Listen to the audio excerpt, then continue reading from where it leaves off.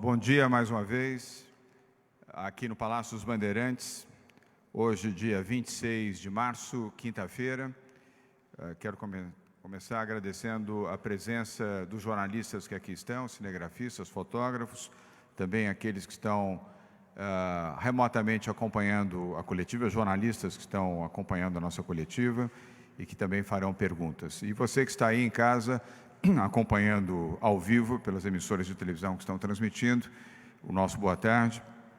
Aqui ao meu lado, Marcos Vignoli, que é o nosso secretário de Desenvolvimento Regional, José Henrique Guerra, secretário de Estado da Saúde do Estado de São Paulo, Helena Sato, que é a nossa coordenadora do Centro de Contingência do Covid-19, grupo que assessora o governo do Estado de São Paulo nas suas decisões e também no movimento de saúde. Nós vamos ter, como sempre fazemos aqui, as primeiras informações e, na sequência, nós faremos os informes e também na parte da saúde. Eu queria lembrar que a quarentena em São Paulo já está em curso, vai até o dia 7 de abril.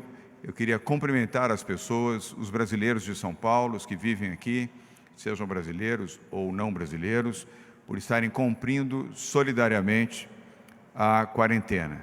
Este cumprimento foi uma decisão do governo do Estado de São Paulo, seguindo normas da Organização Mundial de Saúde, para 15 dias de quarentena, isso vai até o dia 7 de abril. Todas as decisões do governo do Estado de São Paulo, na área de saúde, na área econômica, são fundamentados em dados e em estudos feitos por grupos de trabalho. Na área da saúde, especificamente para um grupo de médicos, infectologistas, especialistas em epidemias, acadêmicos da Universidade de São Paulo, sob a coordenação da doutora Helena Sato, do qual ainda está integrado e participante remotamente o doutor Davi Wippe. 2 secretários participam deste grupo, José Henrique Guerra, secretário da Saúde do Estado de São Paulo, e Edson Aparecido, secretário municipal de Saúde da Prefeitura da capital paulista. Aqui nós não tomamos medidas precipitadas, volto a repetir, tomamos medidas fundamentadas. Todas elas são fundamentadas em dados e números que orientam e balizam as decisões que tomamos aqui. Mas quero agradecer a solidariedade dos brasileiros que aqui em São Paulo estão seguindo a quarentena, com as exceções que já foram anunciadas, todos já sabem, os que podem trabalhar, os que atuam no setor específico da área de saúde pública, saúde privada, segurança pública e segurança privada, e os que têm a responsabilidade funcional de governo e de direção das empresas privadas. Quero também dizer que nós estamos muito atentos à questão econômica, nós temos um outro grupo de trabalho, coordenado pela secretária de Desenvolvimento Econômico, Patrícia Ellen, e pelo secretário de Fazenda e Planejamento, Henrique Meirelles. Ontem, ambos aqui se pronunciaram, Patrícia Ellen está aqui presente acompanhando a coletiva. Temos um grupo de 22 pessoas, fundamentadas numa ação de uma grande consultoria internacional, que é a Deloitte, que tem trabalhado pro bono a pedido do governo do Estado de São Paulo, fazendo cruzamentos e também medindo a economia do Estado nos municípios com mais de 100 mil habitantes, municípios com menos de 100 mil habitantes e, obviamente, aqui na capital de São Paulo, onde se concentra, onde infelizmente, o epicentro da crise do coronavírus. Portanto, a questão econômica e a prioridade que estamos dando para proteger o microempresário, o pequeno empresário, portanto, o microempreendedor, o pequeno empreendedor, as pequenas empresas e, no plano social, os mais vulneráveis, pessoas que não têm emprego, que não têm empresa, que não são microempresários, são pessoas que já perderam seu emprego e estavam no grupo dos desempregados há muito tempo, são pessoas em situação de rua ou que tinham renda eventual e, portanto, não tinham solidez nas suas rendas. Temos programas voltados para esse setor, mas esperamos também do governo federal o apoio, como foi solicitado pelos governadores. 26 governadores estiveram reunidos ontem, virtualmente, e hoje o governador do Distrito Federal, Ibanez Rocha, assinou a carta também. Portanto, agora a totalidade dos governadores do Brasil assinaram carta que está sendo encaminhada neste momento ao presidente Jair Bolsonaro, com a solicitação de recursos para os estados para priorizar exatamente os microempreendedores, as pequenas empresas e os mais vulneráveis, aqueles que precisam de ajuda e proteção social neste momento. Portanto, a partir de hoje, vamos aguardar a decisão, a manifestação e eu espero a operacionalização do governo federal para ajudar estados e os estados poderem ajudar os municípios e priorizando aqueles que mais precisam de ajuda até passarmos por essa grave crise sanitária e econômica do coronavírus. Peço que, mais uma vez, as pessoas que estão aqui nos assistindo, nos ouvindo, nos acompanhando e vão ler e acompanhar matérias dos jornalistas que aqui estão, sejam solidários. E volto a pedir, protejam as pessoas com mais de 60 anos. Não deixem pessoas com mais de 60 anos saírem das suas casas. Protejam as pessoas com morbidade, as pessoas que têm doenças, as pessoas que são portadoras de deficiência. Fiquem em casa. Agora não devem sair das suas casas. Protejam as suas vidas e você, que é filho, que é irmão, que é amigo, ajude a proteger vidas também. Nós vamos sair desta crise. Vamos superar a gravidade desta que é a maior crise de saúde da história do país e a maior crise econômica concentrada também da história do nosso país. Sairemos, mas todos têm que cumprir o seu papel, todos têm que ser solidários e compreender a dimensão desta crise. Não minimize, não pense que é uma gripezinha, um resfriadozinho, não é. Isso exige a sua atenção, a sua solidariedade, a sua capacidade de exercer a sua cidadania na forma correta e, neste momento, nós pedimos esse seu gesto. Sejam afetuosos com seus familiares e amigos. É um bom momento para você conviver na sua casa com seus filhos, com seus pais, com seus irmãos, com outros parentes, evidentemente com o devido resguardo e os cuidados sanitários. Bom momento também para fazer as suas orações e compreender a dimensão da relação humana e o campo de proteção humana e solidária, não só em São Paulo, mas em todo o nosso país. Quero ainda apresentar minha solidariedade às famílias das 57 vítimas de brasileiros que perderam sua vida pelo Covid-19. São 57 famílias em luto. Como governador de São Paulo, eu transmito a minha solidariedade, sendo que aqui em São Paulo temos, infelizmente, o maior número de mortes pelo coronavírus em todo o país. Finalizo nessa fase introdutória dizendo que nós podemos alertar, podemos evitar, e é o que nós temos que fazer, alertar a população, evitar contatos, aglomerações e pedir que vocês, mais uma vez, sejam solidários. Podemos acertar e podemos errar, nós só não podemos minimizar problemas e não ter atitudes corretas. O governo do Estado de São Paulo fundamenta todas as suas ações em informações científicas no plano da saúde e informações técnicas no âmbito da sua economia. O passado recente demonstrou claramente que o tempo do nós contra eles não resolve e já passou. O momento agora é da vida contra a morte. Portanto, se você é a favor da vida, se você quer defender a vida, siga as orientações corretas dos profissionais de saúde, dos governos que, como São Paulo e outros 26 governos estaduais, estão fazendo o que devem fazer, resguardando e protegendo as pessoas. Protegendo as pessoas, estaremos salvando vidas e garantindo que você e seus familiares, ao término dessa crise, possam voltar felizes ao trabalho, ao convívio, ao esporte, à cultura, às atividades ao ar livre e celebrar a vida. Mas até lá, temos que ter consciência da grave crise que temos pela frente. Continuaremos aqui em São Paulo, tratando de vidas e não de eleição. Continuarei agindo na prevenção, com serenidade, equilíbrio, paz de espírito, capacidade de ouvir, de comunicar e trabalhar para salvar vidas. Agora os anúncios de hoje que temos como medidas do governo do Estado de São Paulo. O governo do Estado de São Paulo vai repassar, a partir do dia 3 de abril, 218 milhões de reais para municípios do estado de São Paulo. São 80 municípios que receberão 218 milhões de reais. A linha de corte é para municípios com mais de 100 mil habitantes para o combate ao coronavírus. O valor será utilizado para essas cidades com população acima de 100 mil habitantes, excetuando-se a capital de São Paulo. O anúncio da capital de São Paulo será dado amanhã, juntamente com o Bruno Covas. Não teremos, aliás, a coletiva de imprensa aqui, e sim no estádio do Pacaembu, no hospital de campanha. Ali falaremos com os jornalistas e com vocês que estão em casa e vamos também anunciar o valor de repasse à Prefeitura da capital de São Paulo.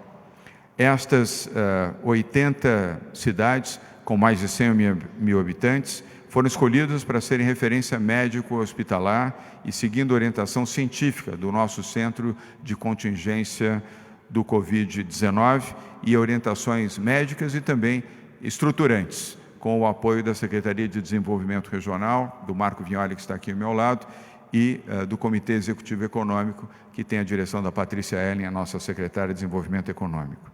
Na próxima segunda-feira, dia 30, nós vamos anunciar aqui no Palácio dos Bandeirantes o repasse para as cidades com menos de 100 mil habitantes. Nós temos 645 municípios no estado de São Paulo. Destes, 80 municípios estão sendo atendidos com esta medida a partir de agora, com validade a partir do dia 3 de abril. A capital de São Paulo, amanhã, dia 27, e as demais cidades, as cidades que também merecem respeito e atenção, com menos de 100 mil habitantes, nós anunciaremos aqui mesmo, no Palácio dos Bandeirantes, na próxima segunda-feira, dia 30.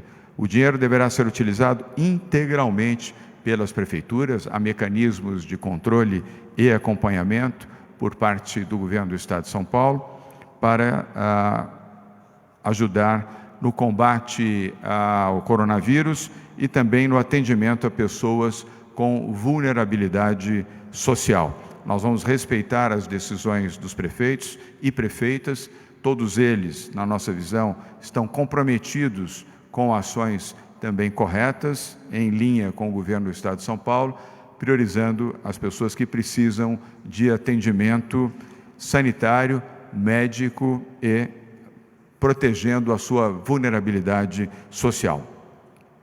Segunda informação, o Governo do Estado de São Paulo acaba de assinar um acordo com a Gás Brasiliano para suspender o corte de gás por inadimplência dos consumidores do Noroeste Paulista.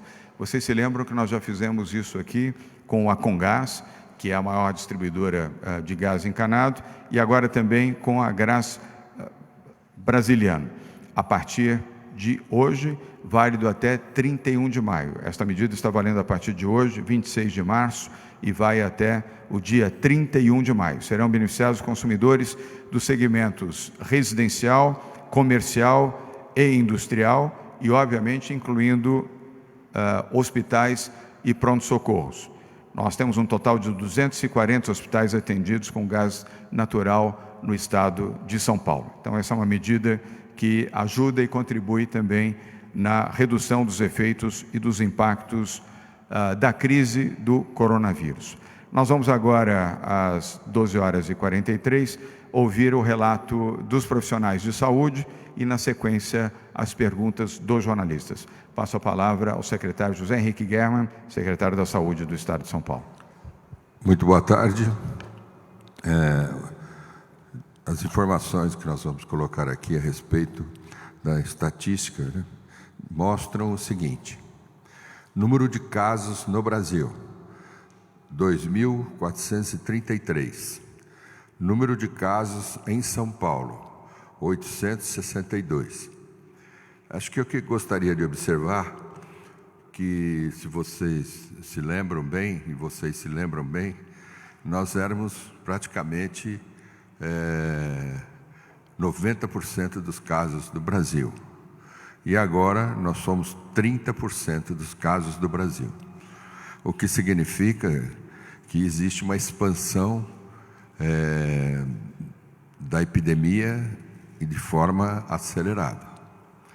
Se nós formos olhar o número de óbitos, nós tivemos no Brasil 57 óbitos, infelizmente. E no estado de São Paulo, 48. No estado de São Paulo, ontem, eu anunciei 40 óbitos. Então, nós tivemos um acréscimo de 20% no número de óbitos. Os pacientes graves internados em UTI são agora 84. E nesse último dia, teve um acréscimo de 42%. Isso é mais ou menos característico da epidemia. Ela tem dias de mais acréscimos e dias de menos acréscimo, mas ela vem crescendo. O que mostra, talvez, para nós, neste cenário que nós estamos vendo hoje, é que as medidas de restrição, de mobilidade, estão sendo suficientes, ou pelo menos colaborando de uma forma bastante efetiva, para que a gente tenha 862 casos.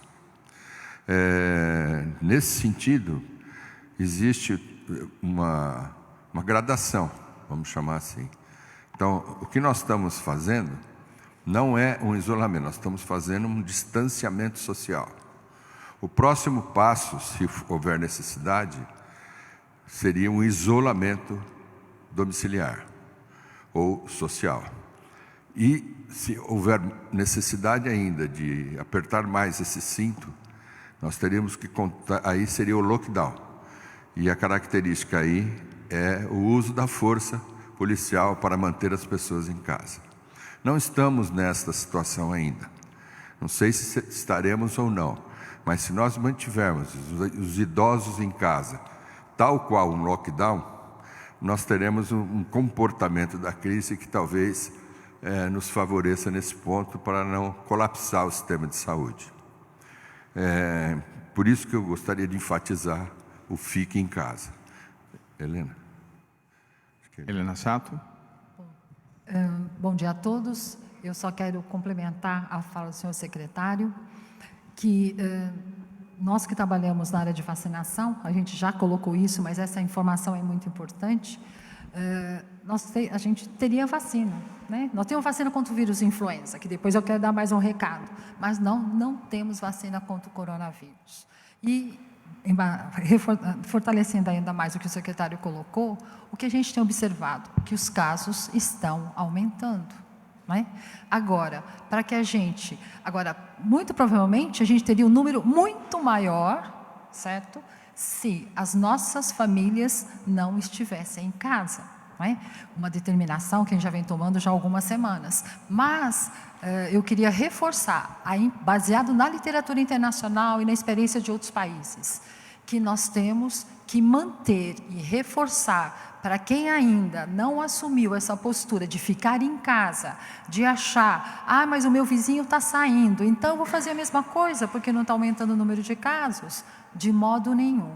Se nós não trabalharmos em conjunto nesse estado, como a gente vem trabalhando, e mais uma questão, temos que melhorar mais ainda, porque os gráficos da literatura de outros países apontam o quê? Que os casos vão aumentando. E se a gente não trabalhar em conjunto desde o começo, dia a dia, falando para o nosso vizinho, para os nossos amigos, fiquem em casa. Neste momento, essa é a vacina que nós temos. E eu queria só mais uma questão. E São Paulo, né? Eu digo São Paulo porque somos um município de São Paulo, a quinta maior cidade do mundo. Não só São Paulo, nós estamos realizando uma campanha contra o vírus influenza. E nós não podemos deixar de vacinar as pessoas contra o vírus influenza. Então, algumas pessoas falam, então nós não vamos à campanha. Temos que ir sim. Porque a gente sabe muito bem, quando o vírus influenza acomete grupos de risco, poderão evoluir com que complicações? Pneumonia e internação hospitalar. De novo, governador, mais um desafio para todos nós. E aí, eu quero, elogiar as nossas equipes de saúde, elogiar os municípios que estão fazendo as mais variadas atividades, não é? Indo na casa vacinar. Tivemos aqui uma experiência inusitada, que os carros, né, as famílias vão dentro dos carros e as equipes dos municípios estão vacinando dentro dos carros. Para quê? Para que essas pessoas não fiquem na fila. Então, resumindo, eu queria mais uma vez aproveitar esse momento e reforçar também a importância da vacinação contra o vírus influenza. Obrigado, doutora Helena.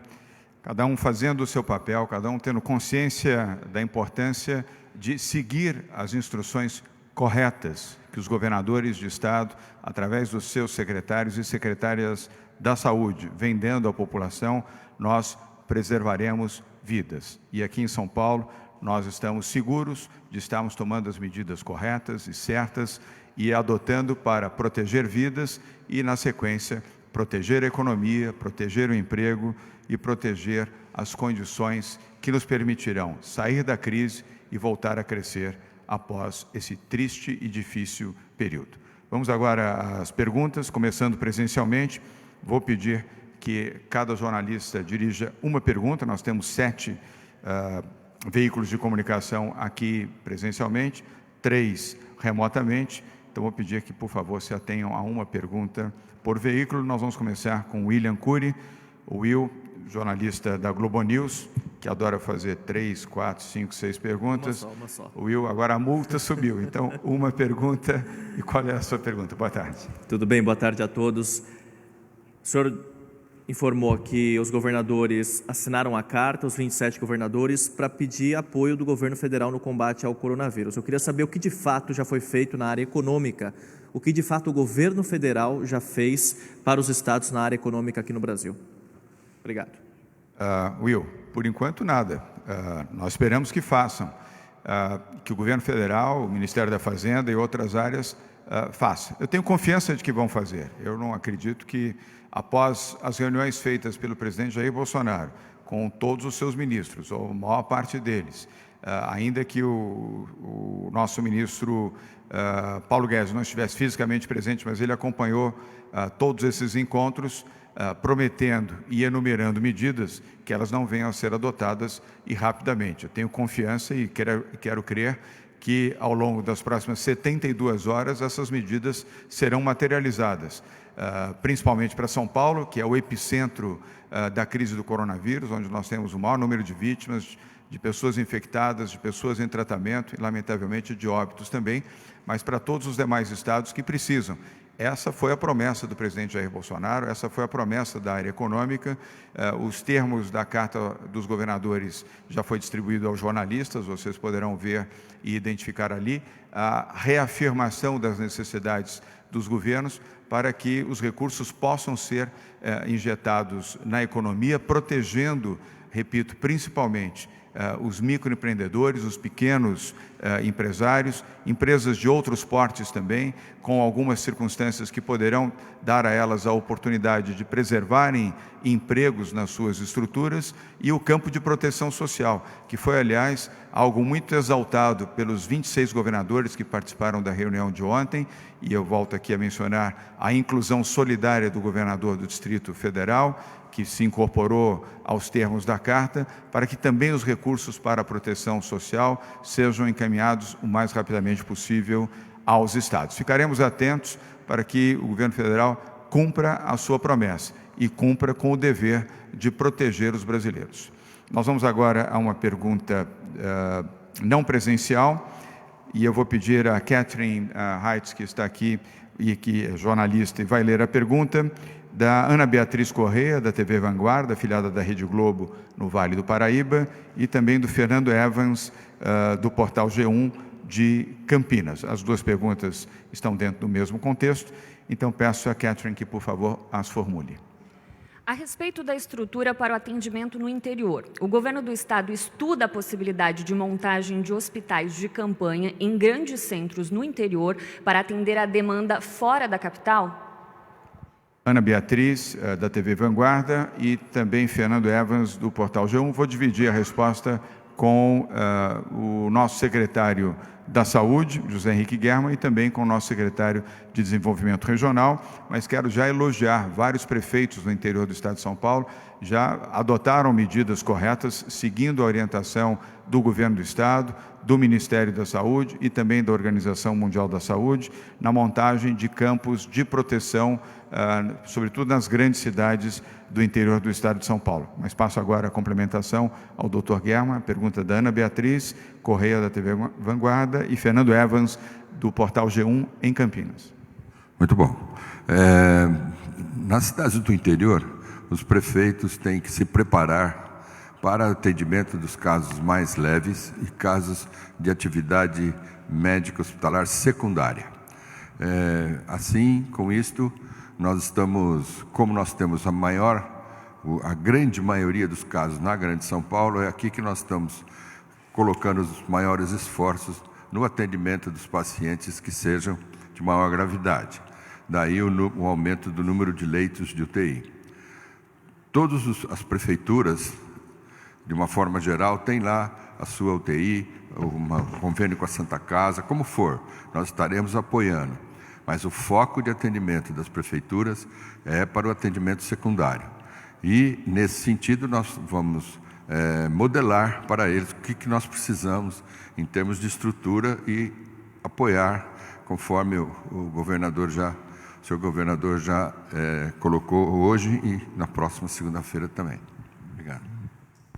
Obrigado, secretário Germann. Então vamos ao Marco Vignoli, lembrando que hoje nós estamos anunciando 218 milhões de reais para 80 municípios com mais de 100 mil habitantes no estado de São Paulo, recursos que serão consignados, serão colocados à disposição das prefeituras a partir do dia 3 de abril. Vignoli. Bom, muito boa tarde a todos. O Dr. Germann colocou muito bem o conceito desses recursos para o interior, né? Recursos para baixa complexidade, que os prefeitos vão poder dar conta da população do seu município. Nós pegamos os municípios maiores de 100 mil habitantes, são os estruturantes dentro disso, e daí a possibilidade de centros de referência de combate ao coronavírus, com testes, com consultas hospitalares, com direcionamento para essa população, que vai atingir esses municípios sede, mas também os municípios do entorno da região deles, e nos municípios maiores, inclusive dialogado com a Frente Nacional de Prefeitos, com a Associação Paulista de Municípios, a possibilidade sim desses hospitais de campanha. Cada município tem uma oportunidade, como disse o Dr. José Henrique Germann, tem lá um hospital que existe um convênio, tem um hospital municipal com espaço ocioso, e o governo do estado vai trabalhar em conjunto com eles para que possa dar esse impacto na população em vulnerabilidade social, com possibilidades também de isolamento para esses que têm uma maior dificuldade. Então esses recursos vão impactar frontalmente o interior do estado, com possibilidades de centro de referência e também com leitos de baixa e média complexidade, os chamados hospitais de campanha. Obrigado, Marco Vignoli. Vamos agora a uma... Posso complementar? Pois não, só uma questão, por favor. Até que, inclusive, essa pergunta veio de Campinas. Nas cidades que tem uma atividade que eu posso chamar aqui de metropolitana, eles têm recursos e têm UTIs tanto quanto qualquer lugar do estado. Então, essas cidades, que são poucas, mas estariam sendo tratadas de uma forma semelhante à questão da capital, da Grande São Paulo. Obrigado, secretário. Vamos agora a uma nova pergunta presencial. Ela vem da TV Record, jornalista Daniela Salerno. Daniela, boa tarde. Sua pergunta, por favor. Boa tarde a todos. Uma vez que os profissionais de saúde estão à frente dessa crise, eu gostaria de entender se vocês já notaram uma baixa desses profissionais por conta do coronavírus, se eles estão sendo testados e se há aí um plano para garantir o funcionamento de todas as unidades de saúde, uma vez que eles estão à frente aí de todo o atendimento. Obrigada.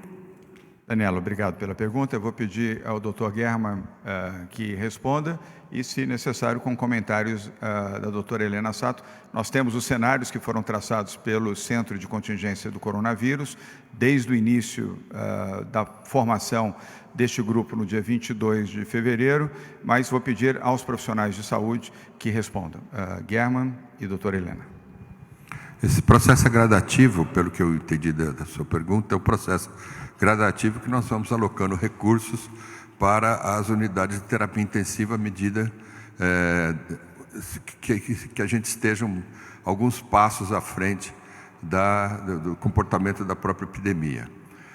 O Hospital das Clínicas já está preparado e ele tem recursos humanos próprios para iniciar esse processo. Então, ele esvaziou o Instituto Central, está terminando esse processo, e aí todos os leitos do Instituto Central, que é um total de 900 leitos, estarão voltados para o enfrentamento da epidemia. E lá tem os recursos humanos, inclusive, já alocados. Desses 900 leitos, já existem 200 de UTI. Os demais nós vamos passando de leito geral para leito de UTI à medida da necessidade. Nos hospitais próprios da nossa rede, nós já temos perto de 500 hospitais que estão na mesma situação do Hospital das Clínicas.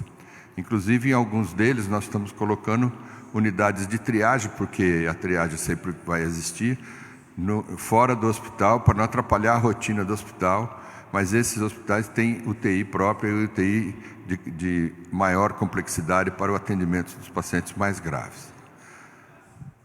Obrigado, doutor German. Doutora Helena Sato. Em relação à sua pergunta, se neste momento nós iremos realizar uma testagem, né, com esses kits que ainda não chegaram, vindas do Ministério, se iremos fazer uma testagem para os nossos profissionais de saúde. Neste momento, não. Nós estamos aguardando a chegada desses testes e vamos fazer uma avaliação epidemiológica e avaliando se há necessidade ou não dessa testagem, mas neste momento não. Obrigado, doutora Helena. Daniela, obrigado pela sua pergunta. Vamos agora a uma pergunta não presencial, é da revista Globo Rural, o tema é o agronegócio e a economia criativa, vem de Rafael Salomão. Para a leitura da sua pergunta, Rafael, jornalista Catherine Heitz. Catherine. Como o governo de São Paulo pode ajudar os produtores rurais, especialmente os pequenos, a se conectar com o varejo e o mercado consumidor, para compensar, pelo menos em parte, a redução da demanda com o fechamento de bares, restaurantes e cafeterias?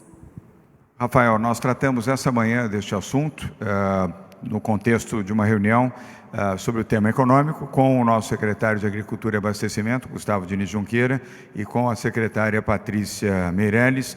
Nós estamos muito atentos e fazendo estas conexões de pequenos produtores rurais, sobretudo aqueles que estão mais próximos aqui da capital de São Paulo e que já eram fornecedores de restaurantes de alta qualidade e que agora passam a ser fornecedores de restaurantes medianos, de médio e grande porte, que estão principalmente concentrados aqui na capital de São Paulo. E também para bares e padarias, já que elas podem continuar produzindo alimentação preparada, apenas não podem servir dentro do estabelecimento, mas para levar para casa ou a entrega, o chamado delivery, pode permanecer. Estamos atentos a isso e trabalhando também com as associações, entidades e cooperativas. Rafael, há várias cooperativas, todas elas muito bem estruturadas aqui no interior do estado de São Paulo, e o sistema cooperativado tem sido muito útil neste programa de distribuição e contato direto com outros potenciais compradores. Vamos agora a uma pergunta presencial, da Rádio Jovem Pan, jornalista Daniel Lian. Daniel, boa tarde. Sua pergunta, por favor. Boa tarde a todos. Devido aos impactos econômicos, é claro que a saúde está em primeiro lugar, mas qual é a projeção do governo sobre uma possível prorrogação ou não do período de quarentena, que está para terminar no próximo dia 7 de abril, e também até já pelos dados notabilizados pelo secretário sobre a curva da pandemia? Fazer o acompanhamento, Daniel Lian, cuidadoso e diário, como temos feito, sem precipitar decisões, sem politizar decisões e sem aceitar pressões para decisões. É por isso que nós temos aqui grupos de trabalho. Não é para ações impulsivas, instintivas, políticas, ideológicas, ou para atender especificamente um segmento ou outro e não o conjunto da sociedade em São Paulo. Nós temos tido cuidado, serenidade, equilíbrio, bom senso e diálogo. Ouvimos todos, desde os setores mais prejudicados, mais demandados, mais fragilizados e até os setores mais exaltados.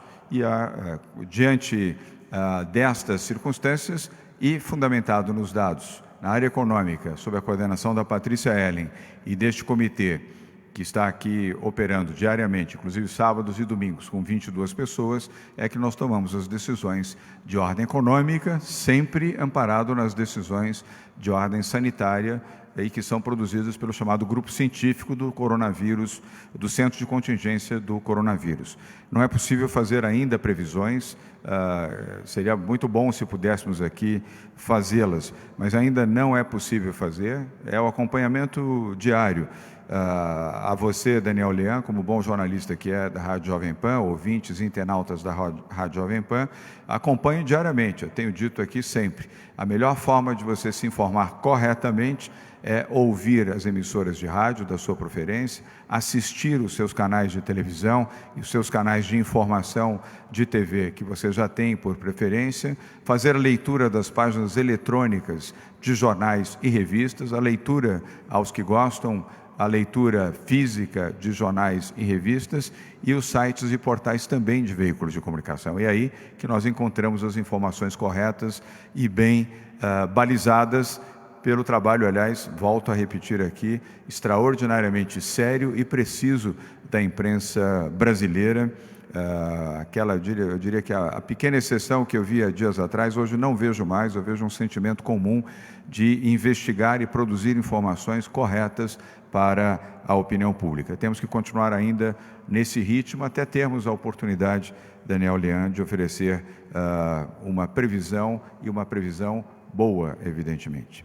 Vamos agora a mais uma pergunta presencial, ela vem do SBT, o jornalista Fábio Diamante. Fábio, obrigado por estar aqui mais uma vez, boa tarde. Sua pergunta, por favor. Boa tarde, obrigado, governador.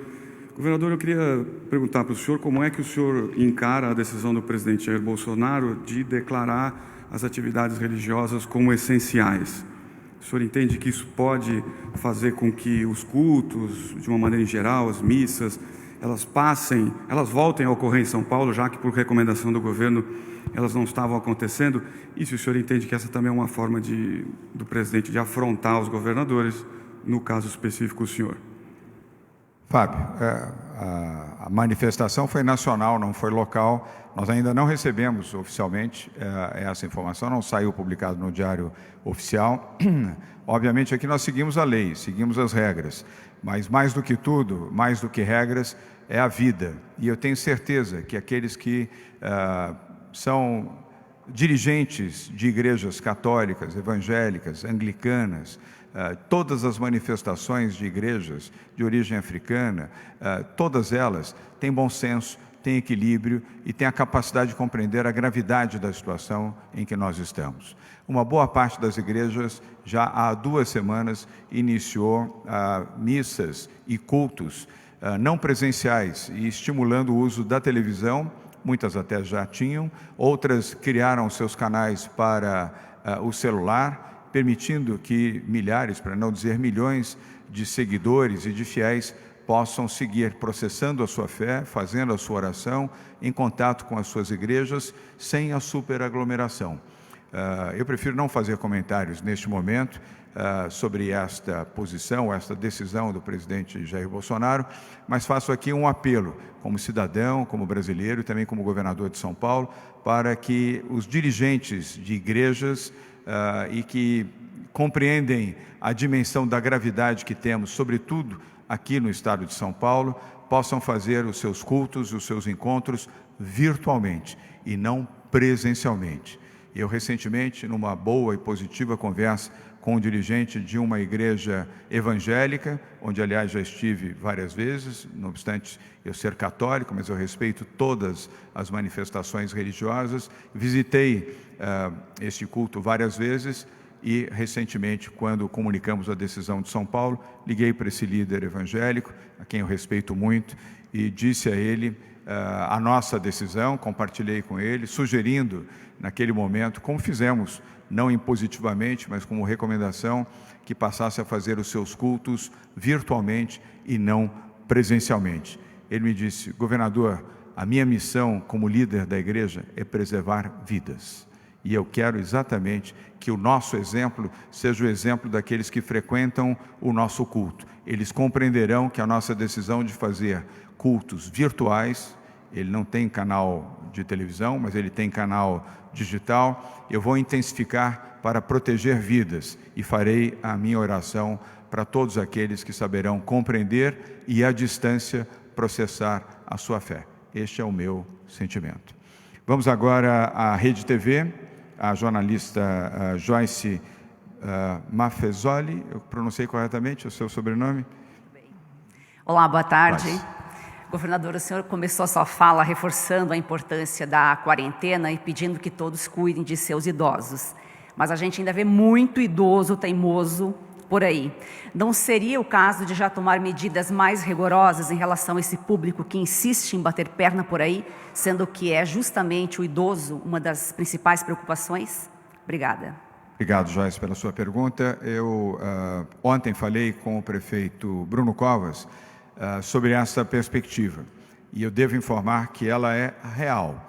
Se nós continuarmos ainda vendo em ruas, vendo em áreas, parques não, porque todos eles já estão fechados, mas em áreas de circulação, pessoas que visivelmente têm mais de 60 anos, elas poderão ser abordadas por policiais da Polícia Militar do Estado de São Paulo, no âmbito de todo o Estado, como poderão ser abordados também por agentes da Guarda Civil Metropolitana, recomendando que sigam para suas casas.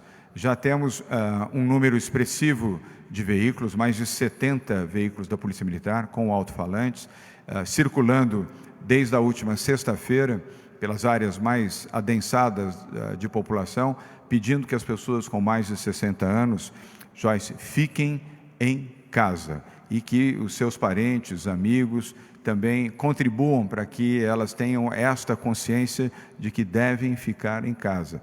Você, como jornalista, tem razão em expor essa sua preocupação, dado ao fato de que algumas pessoas, ou teimosamente, ou porque não tiveram acesso à informação de forma correta, ou porque algum parente tenha dito a ela que estamos enfrentando uma gripezinha ou um resfriadozinho, e essa não é a verdade. Nós estamos enfrentando uma crise gravíssima e que fataliza principalmente pessoas com morbidades, pessoas que estão doentes, pessoas com deficiência e, sobretudo, pessoas com mais de 60 anos. Então, estamos atentos. Se houver necessidade de uma ação ainda mais forte, nós adotaremos, sem dúvida nenhuma, para proteger vidas. Temos a penúltima pergunta, é do jornalista Júnior Berilo, da Super Rádio, que está aqui conosco. Júnior, obrigado pela sua presença. Boa tarde, sua pergunta. Boa tarde, governador. Boa tarde a todos. Governador, essa semana foi tomada uma medida pelo Estado no que diz respeito ao setor de transportes, cargas, que foi a suspensão da pesagem nas balanças nas estradas, a fim de agilizar o transporte de cargas. Na internet está tendo várias manifestações de entidades, de associações ligadas a caminhoneiros, inclusive personalidades, a Sula Miranda, que é a rainha dos caminhoneiros, porta-voz dos caminhoneiros, estão pedindo para o governo federal e para os governos estaduais a suspensão de pedágio. Como que o senhor vê essa situação? Alguma entidade dessa já procurou o governo do Estado se manifestando a esse respeito? E as concessionárias, tem algum diálogo entre o Estado e as concessionárias se houver essa necessidade? Júnior, o nosso secretário de Transportes, João Otaviano, tem mantido contato permanente com o ministro da Infraestrutura e Transportes, que tem sido muito correto. Eu já havia mencionado Tarcísio Gomes de Freitas anteriormente. Nós estamos em linha com o governo federal. O ministro Tarcísio, além de republicano, é um bom ministro, ele atua com muita precisão para a avaliação desta medida. Quando nós tomamos a decisão de eliminar, suspender temporariamente a pesagem, isso foi dialogado com o ministro, que compreendeu e apoiou esta iniciativa. Em relação a pedágios, há estudos nesse sentido, mas nós temos as rodovias federais, como a Dutra, por exemplo, que são pedagiadas, então uma medida no Estado não pode ser tomada em dessintonia com a medida de ordem federal. Isso poderia criar uma situação de profundo desarranjo na estrutura logística nacional. E temos apoiado caminhoneiros, como você sabe, feito esforços específicos para que postos de combustível no interior do Estado de São Paulo, ao longo das rodovias, permaneçam abertos. Falei, e aproveito a oportunidade para repetir aqui, que os postos de combustíveis podem continuar preparando a alimentação para os motoristas, sejam de caminhões, vans, automóveis ou motocicletas, só não devem servir nas suas áreas de refeição. Os motoristas levam a sua quentinha, levam a sua refeição para realizarem fora do ambiente que exigiria aglomeração, e também manter abertas mecânicas e borracharias durante o período que desejarem para o atendimento da logística e não haver nenhuma falha na atenção a caminhoneiros e aqueles que atuam no setor de transporte em São Paulo. Por enquanto, a decisão é essa, mas estamos monitorando.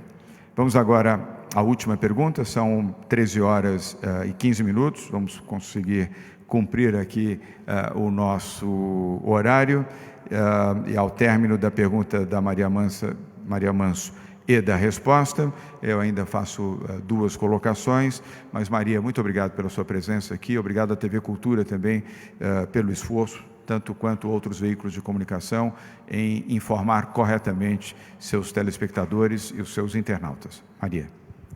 Boa tarde a todos. Eu sou portadora de duas perguntas de pessoas que estão do outro lado das câmeras assistindo vocês e que me pediram pelas redes sociais para fazer essas perguntas. Maria, você tem feito um esforço tão grande, estando aqui presente em todas as nossas coletivas de imprensa, que, por favor, faça as duas perguntas.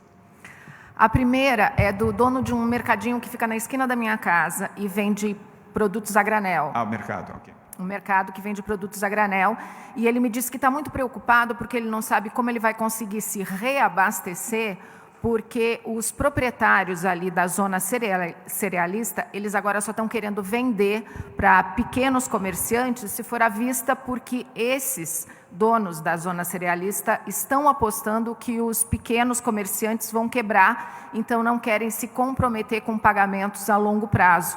Só que aí esse dono do mercadinho me diz, aí mesmo é que eu vou quebrar, porque eu não vou conseguir me reabastecer. A outra pergunta é sobre mobilidade. O pessoal acha que em outros países o uso da bicicleta foi bastante incentivado como meio de transporte em substituição aos ônibus, por exemplo. Só que aqui em São Paulo os bicicletários do metrô foram fechados, o que impede que as pessoas usem as próprias bicicletas para ir até o metrô, por exemplo. Se isso também está sendo estudado pelo governo do estado, voltar a incentivar o uso das bikes. Maria, obrigado. Eu vou responder as duas perguntas. Na primeira, não creio que o setor de abastecimento tome esta decisão. A decisão é absolutamente equivocada. O mercado central, assim como o CEAGESP, é alimentado por milhares de compradores e não apenas de alguns compradores de médio e grande porte.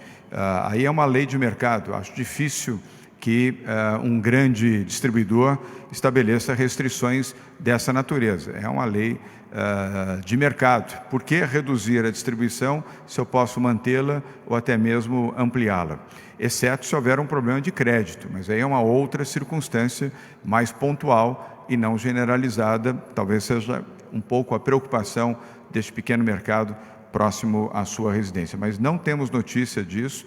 O nosso secretário de Agricultura e Abastecimento, Gustavo Diniz Junqueira, tem mantido diariamente contato com os grandes centros de abastecimento, a começar do CEAGESP, também com o Mercadão aqui, está sob orientação da Prefeitura de São Paulo, e o mercado produtor aqui de São Paulo, que segue operando normalmente, produzindo, colhendo, distribuindo, e a logística tem funcionado bastante bem, esperamos que assim continue. Sobre mobilidade, primeiro uma palavra positiva em relação às bikes, para os que atuam na entrega, que estão usando bicicleta para fazerem as entregas de produtos, principalmente de alimentos e produtos farmacêuticos. O meu cumprimento e o apoio a você que passou a fazer isso mais recentemente. Esta é a boa notícia, Maria, a propósito. Ampliaram-se a contratação de motoqueiros e portadores de bicicleta para fazerem entregas aqui na capital de São Paulo e também na região metropolitana. Nós estamos tentando mapear, através da Patrícia Ellen, qual o volume de contratação, mas é muito grande, mostrando que o delivery, que é a expressão em inglês que significa levar em casa, vem proporcionando uma empregabilidade, um aumento de pessoas trabalhando, além de preservar os empregos que já existiam.